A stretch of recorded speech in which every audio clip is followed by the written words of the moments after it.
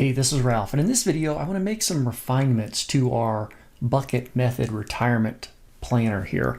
And we've got all the hard work done and I'm pretty pleased with it. However, we might want to tweak it a little bit to make it a little bit more realistic for your situation.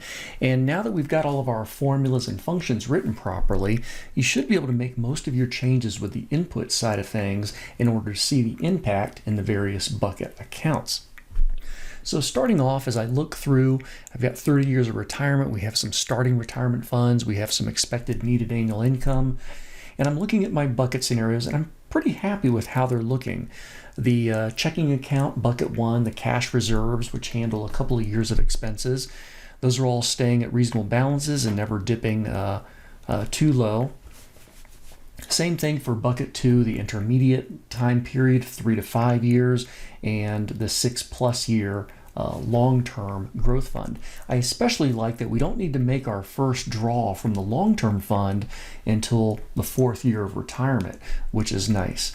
Okay, and everything looks like it's good. In fact, even this long-term balance starts to grow. So how can we make this a little bit more realistic and a little bit more reliable as a planning tool? Well, one of the drawbacks of this calculator right now is I'm assuming my long-term growth is going to be a pretty static 11%. And that's probably not super realistic, because if we look back at our historical data, even for a rolling 10-year average, although the average might be above 11% and the median return might be above 11%, there's obviously years where the return might be 3.5%, 5.7%, sometimes higher, sometimes lower. So if you want to incorporate a few negative return years, some loss years, that could be pretty interesting and might make you a little bit more confident about your calculator. So let's do this.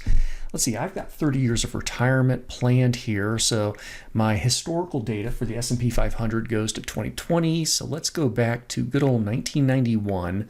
And I'm going to grab these particular returns. So I'm getting 30 years, 1991 to 2020. I'm going to copy those, jump over to my bucket sheet, and I'm going to paste them right into here. In fact, I'm going to do a paste special, and I'm just going to paste the values. And let's make sure we format those though as percentages. Do I need to show a decimal? Yeah, sure, I'll show a decimal.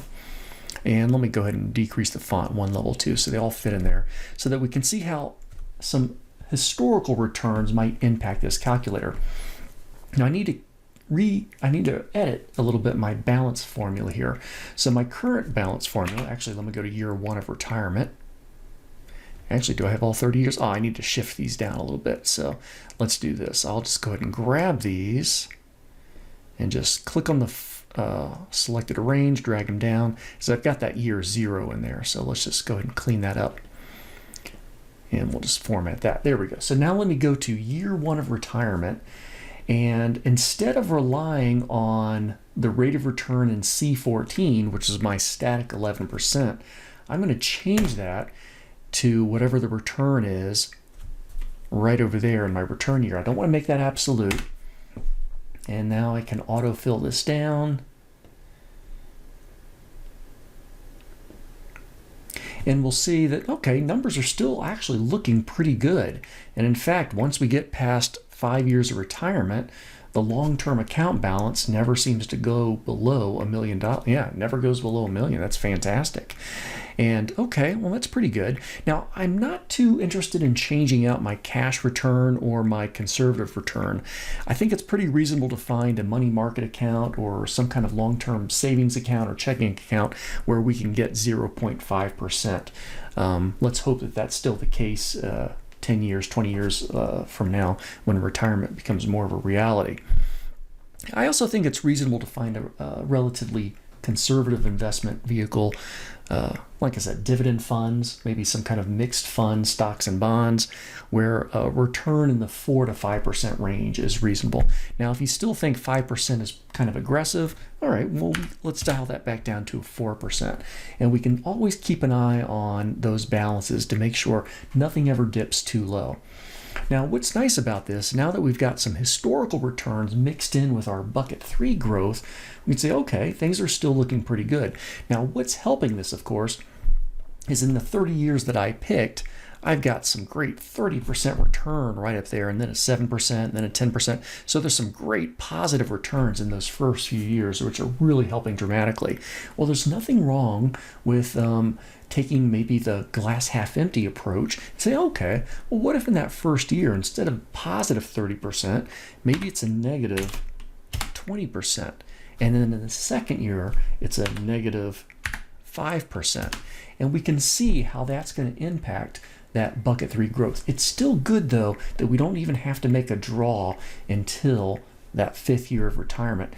So we're or 4th year of retirement, so that we're still basically relying, actually that's my 3rd year of retirement, I forgot, we've got year 0 at the beginning. So we can still kind of let those down trends, those down parts kind of balance out. But even with those, starting off with those negative returns, yeah, there's a few more balances that are below $1 million, but still looks like nothing below 600K, so still perfectly reasonable. But it does kind of illustrate how big of an impact those first couple years of retirement can be on your ending balance. So create this calculator for yourself. Customize it. Okay, play around with some of those return rates. Do something that you think is a little bit more realistic with your expectations. And you can also play around, of course, with cost of living and retirement fund. What if my annual cost of living was a little bit less? $50,000, but my retirement fund was also a lot less, maybe only $450,000. Well, when those two things drop dramatically like that, how does that impact these balances? Okay, everything still seems pretty good. Once again, I'm looking for negatives, things like that. Maybe you need to look at, truly, is this income going to be accurate? Is this needed annual income going to be accurate? Is your annual cost of living accurate? Is inflation accurate? So, and of course, controlling that retirement fund. So use this as a tool in your planning to find out, what do you think it's going to cost you to live post-retirement? How much money do you think you will need at retirement in order to fund these 3 buckets and maintain the cost of living, the lifestyle that you want going forward for a realistic time horizon, time of retirement? So thanks for working with me on this spreadsheet, and thanks for hanging out with me. Take care.